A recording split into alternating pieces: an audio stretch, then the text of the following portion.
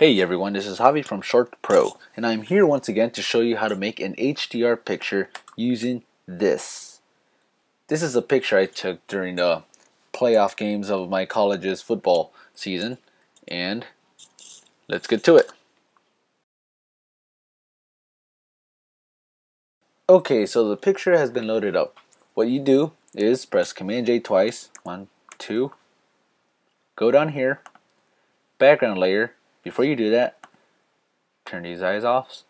Okay, background layer, image, adjustments, go to exposure. Let's turn this down to a -3. Right there. Click OK. Okay, now you go back over here after it loads. Click this layer, turn it on. Let's say you want to turn this up to a +3. Let's just type in 3. Okay, yes, you think, wow, that's pretty horrible. Well, you'll see. Click this, this looks normal. So, what you do, make sure you're on the top layer, go to Image, Adjustments, HDR Toning. A box will show up, and it's going to ask you if you want to merge all layers. Yes, you do. Let it load. It's going to compress, then a new window will show up. Alrighty. As you see already, it looks a little bit horrible. Fix that by turning the saturation down, just like that. And we're good. Now, you can do a lot of different things with this. I'm not the best at this, but I can do a decent job with pictures that will not look horrible. So, let's see. First of all, here are some presets.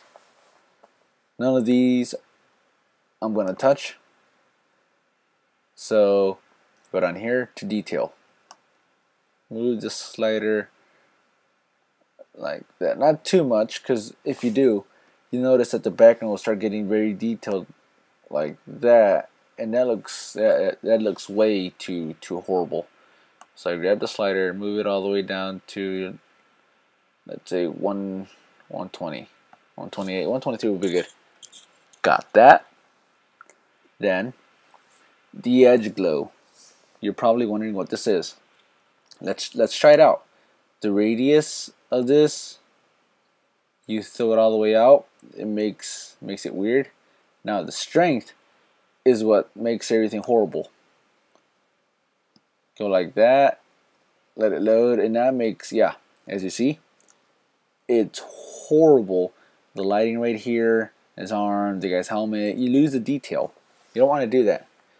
You can either tone down the radius, which is for starters good. I'd say don't let it go past half, and the strength like that.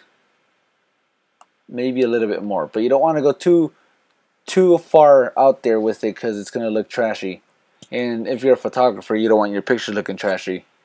So that's another side tip right there. So I'll go down here. This is just like the curves tool that I have on Aperture and on the regular Photoshop. So I grab this, move this down a little bit like that. For those of you that don't know, this represents the shadows, this represents the highlights. If you move this up here, it gets brighter, and if you move this lower, the highlights go dark like that. So you don't want to make it too weird, but you don't want to make it too normal, because you're trying to make an HDR picture look better. So let's say you want to move this down here slightly a bit more like that. Give it a grungier look like that, not too much. Now, saturation and vibrance. You're probably thinking, what is the difference between both? Okay, let's move the saturation levels up. Like, come on, like that. Okay, you got a good look at this? Now let's put it back down and move up the vibrance. Let's see. Well, let's turn down the okay, this is what happens. Vibrance and saturation are different because saturation boosts all the colors into high gear. Vibrance makes sure that all the skin tones are not messed with, but all the other colors are. So I could turn down the saturation. Wait, I could leave it like this and boost up the vibrance, and it won't be as harsh as if I were to boost up the saturation like that. That looks like crap. So turn it down here. We'll move this a little bit, and there you go. You do not want to make your pictures too colorful, because then it looks too fake.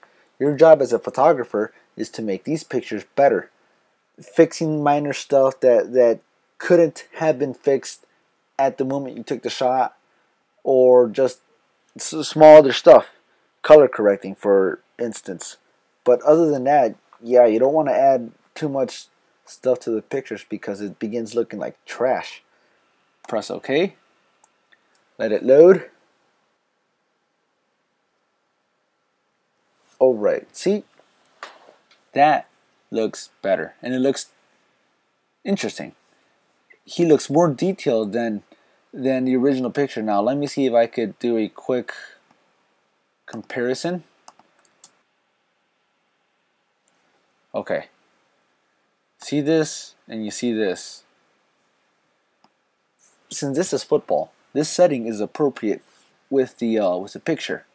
You don't want to make a picture into HDR if it's portrait, if it's a family event, if it's a church outing, or anything close to that, because people normally don't like HDR, and if you show it to them, either they love it or they hate it. So with sports and stuff like that, yeah, HDR is proper for that because it's like a grungy action type of thing. But for portraits, no. Senior pictures, nope, don't even think about it, because it's people want to look nice, and with HDR, it makes all the details better. It amplifies all the details. And if somebody is paying for a nice senior picture, they want their face corrected, they want all this other small stuff. So this concludes another tutorial with Short Pro. I hope you learned something, and if you have some cool photos that you have edited or something you have created and you think it's worthy to post it on the group, go right ahead. So this is Javi from Short Pro. I will see you later.